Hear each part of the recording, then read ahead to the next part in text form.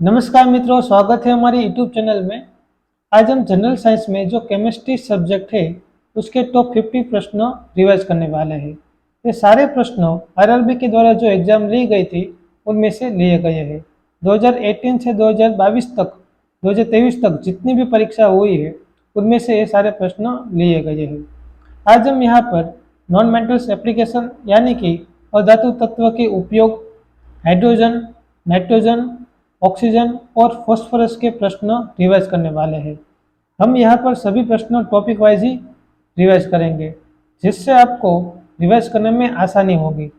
और ये सारे प्रश्न है वो आपको जो आने वाली परीक्षा है असिस्टेंट लोको पायलट और टेक्नीशियन की परीक्षा, ये सभी प्रश्न आपकी परीक्षा के लिए बहुत ही महत्वपूर्ण है। तो चालू करते हैं। प्रथम प्रश्न, जल की कठोरता खाली जगह का उपयोग करके दूर की जा सकती है। जल की जो कठोरता है वो धावन सोडा का उपयोग करके दूर की जा सकती है। इसीलिए सही जवाब होगा option A, Dhawan soda. Dhawan soda का रासायनिक नाम है सोडियम कार्बोनेट। सोडियम कार्बोनेट का रासायनिक सूत्र है Na2CO3 × 10H2O। सोडियम कार्बोनेट का अन्य उपयोग कांच, साबुन और कागज उद्योगों में किया जाता है। ये जो प्रश्न है वो 2022 में पूछा गया था। यही सेम प्रश्न 2018 में भी पूछा गया था। यहाँ पर आप देख सकते हैं 2018 में। तो देखते हैं, निम्न में से किसका उपयोग जल की स्थायी कठोरता दूर करने के लिए किया जाता है। सेम प्रश्न है, ऑप्शन डी, धावन सोडा। अगला प्रश्न, तापीय अपघटन के दौरान एमोनियम नाइट्रेट खाली जगह उत्पन्न करता है। एमोनियम नाइट्रेट तापीय अपघटन के दौरान नाइट्रस ऑक्साइड और H2O उत्पन्न करता है। तो इसीलिए हमारा सही जवाब होगा ऑप्शन बी, नाइट्रस ऑक्साइड और पानी H2O। एमोनियम नाइट्रेट का रासायनिक सूत्र है NH4 × NO3। NH4NO3 ammonium nitrate का तापीय अपघटन होता है तब नाइट्रस ऑक्साइड यानी N2O और पानी H2O उत्पन्न करता है। N2O का रासायनिक नाम नाइट्रस ऑक्साइड है। N2O का रासायनिक नाम कई बार परीक्षा में पूछा गया है। N2O का रासायनिक नाम क्या होता है? तो नाइट्रस ऑक्साइड होता है। नाइट्रस ऑक्साइड को हम लाफिंग गैस के नाम से जाना जाता है। ये भी प्रश्न कई बार पूछा गया है परीक्षा में कि नाइट्रस ऑक्साइड को हम किस नाम से जानते हैं, तो लाफिंग गैस।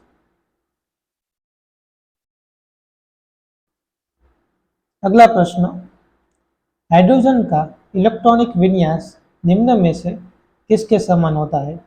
हाइड्रोजन है वो समूह एक में आता है, समूह एक में, और समूह एक में आने वाले सभी धातुएं क्षारीय धातु है। इसलिए सही जवाब होगा ऑप्शन सी, क्षारीय धातु।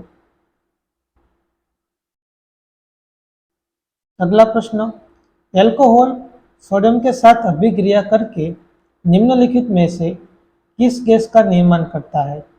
एल्कोहल सोडियम के साथ अभिक्रिया करके कौन सा गैस निर्माण करता है? इसमें सही जवाब आएगा option A, hydrogen. Hydrogen gas का निर्माण करता है।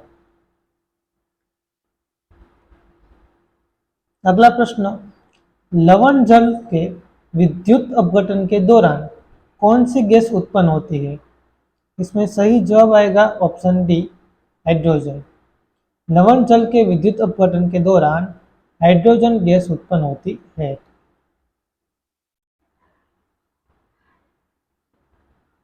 अगला प्रश्न, निम्नलिखित में से किस गैस का ऊर्जा मान यानी कि कैलोरी मान सबसे अधिक होता है? तो सबसे अधिक ऊर्जा मान किसका होता है? तो हाइड्रोजन का होता है।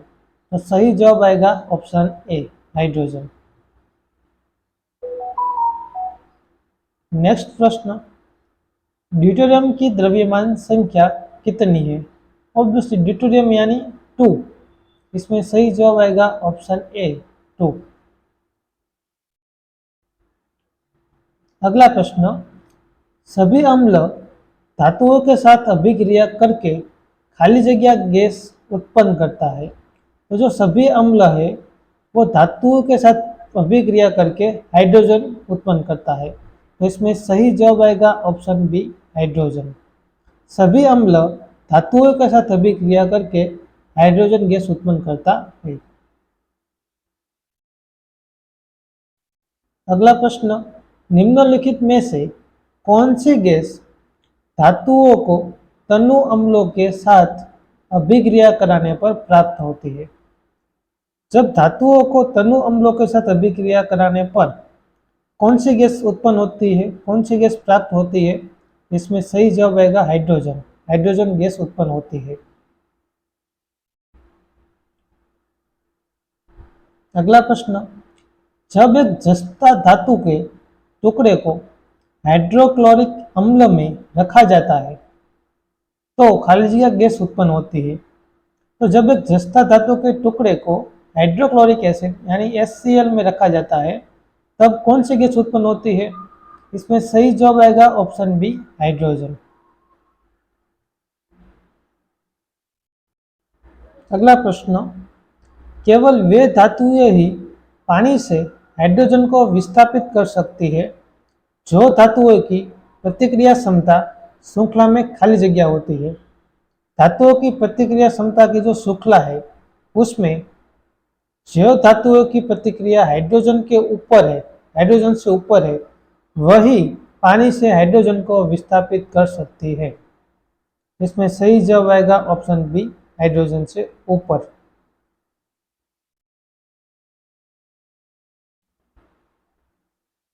अगला प्रश्न, जब एक धातु पानी से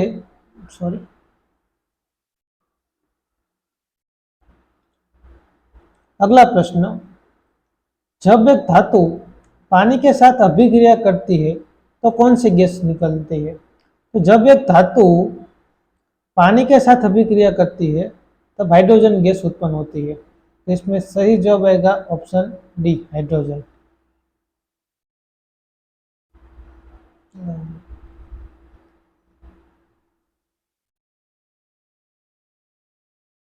अगला प्रश्न, वनस्पति तेल का हाइड्रोजनीकरण खाली जगह का एक उदाहरण है। वनस्पति तेल का हाइड्रोजनीकरण है वो प्रतिस्थापन अभिक्रिया का एक उदाहरण है। ऑप्शन डी सही होगा। अगला प्रश्न, ओजोन में ऑक्सीजन के खाली जगह परमाणु होते हैं। ऑक्सीजन यानी O3, ऑक्सीजन के कितने परमाणु हुए? 3। तो सही जवाब आएगा ऑप्शन सी, 3। ऑक्सीजन है वो P ब्लॉक का तत्व है और ऑक्सीजन की जो खोज है वो किसने की थी? जे प्रिस्टली और CW सेल ने की थी। ये भी एक बहुत ही महत्वपूर्ण प्रश्न है, कई बार परीक्षा में पूछा गया है कि ऑक्सीजन की शोध किसने की थी? तो जे प्रिस्टली और CW सेल ने की थी। अगला प्रश्न, O2 का आणविक द्रव्यमान खाली जगह होता है। ऑक्सीजन का जो परमाणु दर है वो कितना है? 16 है। यहाँ पर कितने परमाणु हुए? 2। तो 16 क्रॉस 2 यानी 32, 32। इसको सही जवाब आएगा ऑप्शन ए, 32।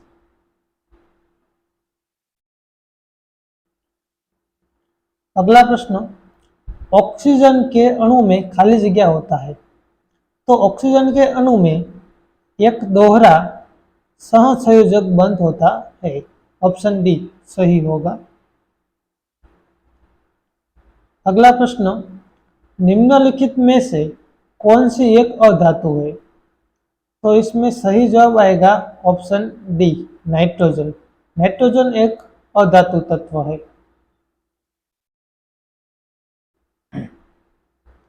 अगला प्रश्न, निम्नलिखित में से किस गैस का उपयोग खाद्य पदार्थों को ऑक्सीकृत होने से रोकने के लिए किया जाता है? तो इसमें सही जवाब आएगा ऑप्शन डी, नाइट्रोजन। नाइट्रोजन का उपयोग खाद्य पदार्थों को ऑक्सीकृत होने से रोकने के लिए किया जाता है। खाद्य सामग्री के जो पैकेट है वो पैकेट को ऑक्सीकृत होने से बचाने के लिए हम नाइट्रोजन गैस का उपयोग करते हैं, क्योंकि नाइट्रोजन गैस है वो एक कम अभिक्रियाशील तत्व है। इसलिए हम नाइट्रोजन गैस का उपयोग खाद्य पदार्थों में ऑक्सीकृत होने से बचाने के लिए करते हैं। नाइट्रोजन का मुख्य उपयोग एमोनिया तथा नाइट्रोजन युक्त अन्य औद्योगिक रसायनों के निर्माण में होता है। अगला प्रश्न, ऑक्सीकरण से बचाने के लिए आलू के चिप्स खाली जगह गैस के साथ संग्रहित किए जाते हैं। ये उसको बचाने के लिए, ऑक्सीकरण से बचाने के लिए किस गैस का इस्तेमाल किया जाता है? तो सही जवाब आएगा नाइट्रोजन, ऑप्शन सी नाइट्रोजन। अगला प्रश्न, लेड नाइट्रेट को जोरदार ढंग से गर्म करते समय निकलने वाली लाल भूरे रंग की गैस से उसका नाम बताइए। तो जब लेड नाइट्रेट को गर्म करते हैं तब उसमें से नाइट्रोजन डाइऑक्साइड निकलती है, इसलिए हमारा सही जवाब होगा ऑप्शन बी नाइट्रोजन डाइऑक्साइड।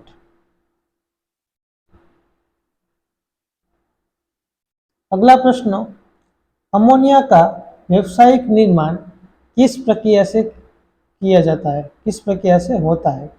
ये बहुत ही महत्वपूर्ण प्रश्न है, आईएमपी है, कई बार परीक्षा में पूछा गया है कि अमोनिया का व्यावसायिक निर्माण किस प्रक्रिया से होता है। तो हमारा सही जवाब होगा ऑप्शन डी हेबर प्रक्रिया से।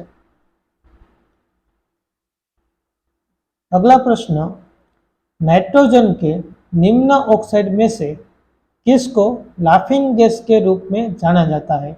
लाफिंग गैस हम किसको कहते हैं? नाइट्रस ऑक्साइड को, N2O। इसलिए हमारा सही जवाब आएगा option D nitrous oxide, N2O।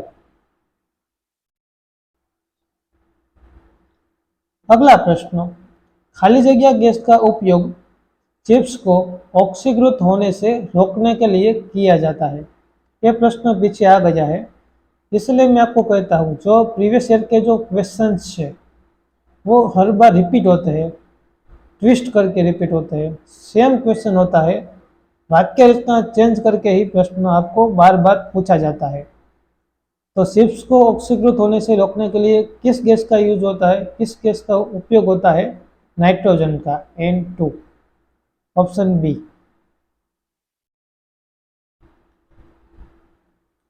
अगला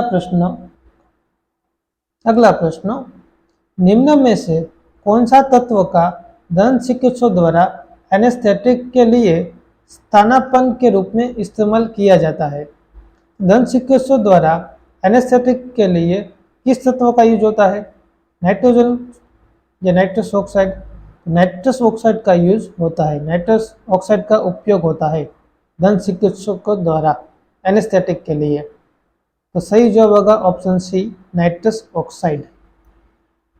नाइट्रस ऑक्साइड यानी N2O। नाइट्रस ऑक्साइड किसको कहते हैं? N2O, nitrous oxide. अगला प्रश्न, निम्नलिखित में से किस विकल्प को हास्य गैस कहा जाता है? तो हमने पिछले प्रश्न में देखा नाइट्रस ऑक्साइड, नाइट्रस ऑक्साइड को हम लाफिंग गैस के रूप में जाना जाता है। तो सही जवाब आएगा ऑप्शन ए नाइट्रस ऑक्साइड। अगला प्रश्न, निम्नलिखित में से कौन सी गैस हास्य गैस के रूप में लोकप्रिय है? सेम क्वेश्चन है, सेम प्रश्न है, nitrous oxide, option C nitrous oxide सही आंसर होगा। यह सेम प्रश्न बार बार पूछा जाता है अलग अलग तरीकों से, इसलिए यह प्रश्न बहुत ही महत्वपूर्ण है आपके परीक्षा के लिए। अगला प्रश्न, अमोनियम सल्फेट का रासायनिक सूत्र क्या है? एमोनियम सल्फेट, एमोनियम सल्फेट का रासायनिक सूत्र होगा NH4 ट्वाइस SO4। तो इसलिए सही आंसर होगा option B NH4 twice into SO4, option B.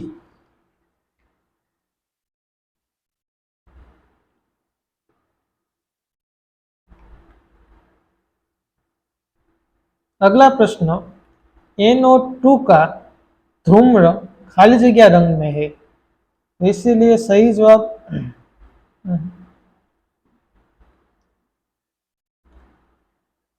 अगला प्रश्न, NO2 का धूम्र खाली जगह रंग में है, तो NO2 यानी नाइट्रोजन डाइऑक्साइड का धूम्र किस रंग में होता है? भूरे रंग में होता है। ऑप्शन ए भूरा रंग। अगला प्रश्न, अधातुओं का व्यापक उपयोग खाली जगह में होता है, तो अधातुओं का व्यापक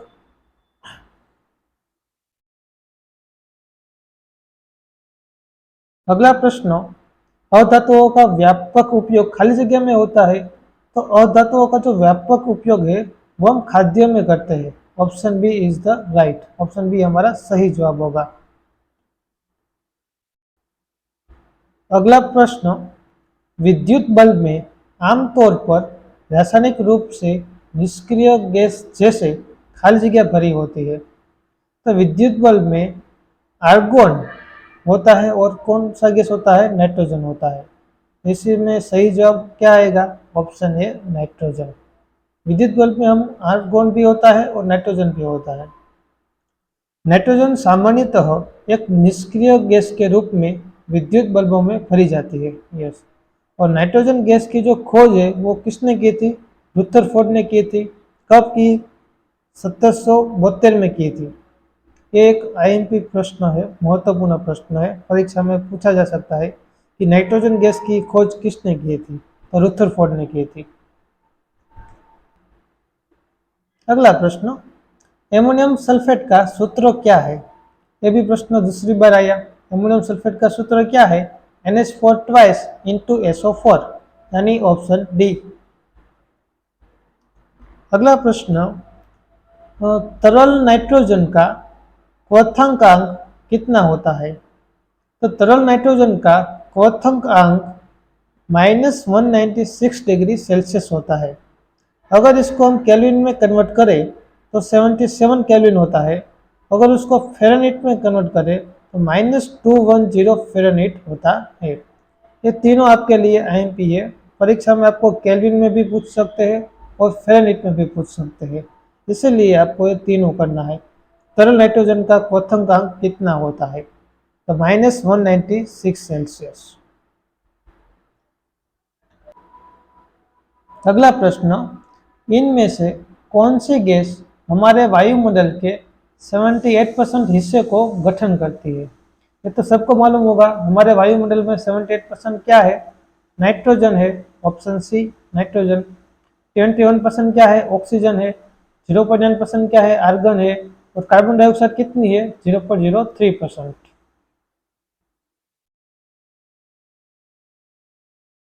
अगला प्रश्न, किस गैस को हंसाने वाली गैस के नाम से भी जाना जाता है?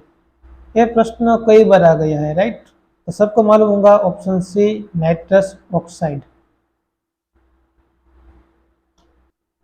अगला प्रश्न, वह पहला तत्व कौन सा है जिसकी रासायनिक खोज हेनिंग ब्रांड द्वारा की गई थी? हेनिंग ब्रांड द्वारा किसकी खोज की गई थी?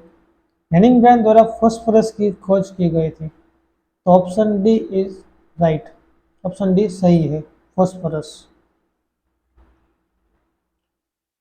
अगला प्रश्न, फास्फोरस को पानी में रखा जाता है ताकि अगर फास्फोरस को हम हवा में रखते हैं तो वो अपने आप जल जाता है, इसलिए हम उसको जल में डुबा कर रखते हैं, पानी में डुबा कर रखते हैं ताकि वो जले नहीं। तो इसमें सही जवाब होगा आग पकड़ने से बचने के लिए, आग पकड़ने से बचे, इसलिए हम फास्फोरस को पानी में रखते हैं। पानी में रखने के बाद पानी के रखने के बाद यार मस्त आ गया, कोई बात नहीं। अगला प्रश्न, फास्फोरस को पानी में रखा जाता है ताकि खाली जगह, तो फास्फोरस को हम पानी में रखते हैं क्योंकि फास्फोरस को हवा में रखने से वो अपने आप जल जाता है, इसलिए हम उसको जल में यानी पानी में डुबाकर रखते हैं। आग पकड़ने से बचने के लिए हम फास्फोरस को पानी में रखते हैं, इसलिए सही जवाब होगा ऑप्शन बी, आग पकड़ने से बचने के लिए। फास्फोरस को जल में रखने से वो अघुलनशील है, किंतु कार्बन डाइऑक्साइड में ये घुलनशील होता है, फास्फोरस। अगला प्रश्न, माचिस की तीलियों में खाली जगह होता है। माचिस की तीलियों में होता है फास्फोरस, ऑप्शन बी फास्फोरस। अगला प्रश्न, फास्फोरस की परमाणिकता खाली जगह है। ये प्रश्न मोस्ट एंड मोस्ट टाइम भी है। यहाँ पर आप देख सकते हैं कई बार परीक्षा में पूछा गया है कि फास्फोरस की परमाणिकता खाली जगह है क्या है, तो फास्फोरस की परमाणिकता है 4। परमाणिकता क्या होती है? फास्फोरस के एक अणु में जो परमाणुओं की संख्या है उसे हम परमाणिकता कहते हैं। तो फास्फोरस के एक अणु में 4 परमाणु होते हैं, इसलिए सही जवाब होगा ऑप्शन डी 4। फास्फोरस की परमाणिकता 4 है। अगला प्रश्न, निम्नलिखित में से कौन परमाणु बहुपरमाणिक है? तो बहुपरमाणिक किस परमाणु को कहते हैं? तो जिस अणु में 4 से अधिक परमाणु हो उसे हम बहुपरमाणिक कहते हैं। तो इसमें सही जवाब आएगा ऑप्शन डी गंधक। गंधक यानी सल्फर। सल्फर में 8 परमाणु होते हैं। कितने? 8 परमाणु। इसीलिए सही जवाब आएगा ऑप्शन डी गंधक। अगला प्रश्न, सफेद फास्फोरस को खाली जगह में संग्रहित किया जाता है। तो इसमें सही जवाब आएगा ऑप्शन डी पानी में। कोई भी फास्फोरस हो वो हवा में अति प्रतिक्रियाशील तत्व है, इसलिए हम उसको पानी में रखते हैं। ऑप्शन डी सही जवाब होगा। अगला प्रश्न, फास्फोरिक एसिड खाली जगह का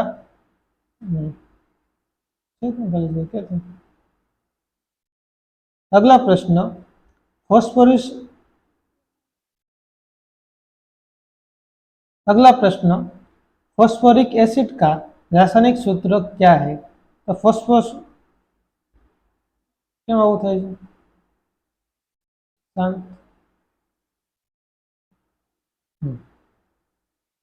अगला प्रश्न, फास्फोरिक एसिड का रासायनिक सूत्र क्या है? फास्फोरिक एसिड का रासायनिक सूत्र है H3PO4। इसलिए सही जवाब आएगा ऑप्शन बी H3PO4। अगला प्रश्न, निम्न में से किस अधातु को यदि हवा में रखा जाए तो इसमें आग लग जाती है? यह प्रश्न पीछे आ गया है। तो किसी भी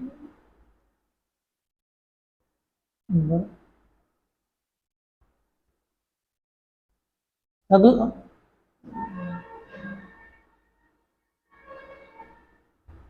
अगला प्रश्न, निम्न में से किस धातु को यदि हवा में रखा जाए तो इसमें आग लग जाती है?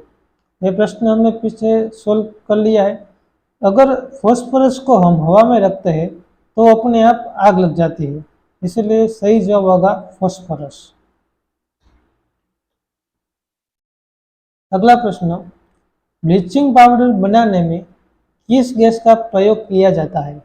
ब्लीचिंग पाउडर यानी क्या? ब्लीचिंग पाउडर किसे कहते हैं? ब्लीचिंग पाउडर कहते हैं कैल्शियम ऑक्सीक्लोराइड। इसमें क्या आया? क्लोरीन आया। तो सही जवाब क्या होगा? क्लोरीन। ब्लीचिंग पाउडर बनाने के लिए क्लोरीन का उपयोग किया जाता है। ब्लीचिंग पाउडर का ये रासायनिक सूत्र है ब्लीचिंग पाउडर का, calcium oxychloride.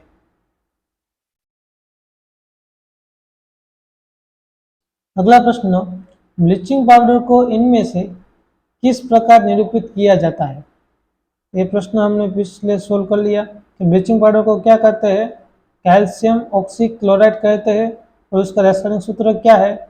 CaOCl2, calcium oxychloride. सही जवाब आएगा ऑप्शन ए कैल्शियम ऑक्सीक्लोराइड।